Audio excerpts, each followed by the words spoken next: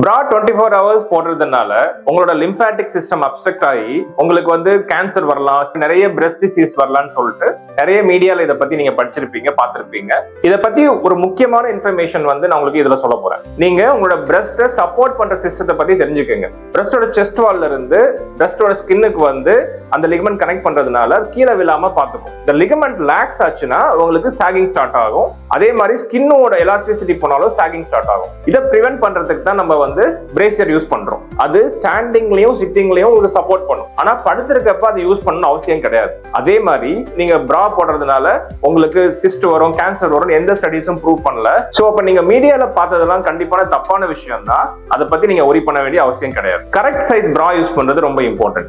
ஓவராவும் constrict பண்ணக்கூடாது, ஓவராவும் லூஸா இருக்கக்கூடாது. இதை கிளியரா தெரிஞ்சுட்டு கரெக்டான சைஸ் பிராவை யூஸ் பண்ணுங்க. பட் நல்லா புரிஞ்சுக்குங்க, இந்த ஹெவி பிரஸ்ட் இருக்கவங்களுக்கு சொல்யூஷன் வந்து பிரா கிடையாது, சர்ஜரி ப்ரொசீஜர் தான். அது வந்து breast reduction and breast lift ப்ரொசீஜர்ல தான் அதை கரெக்ட் பண்ண முடியும்.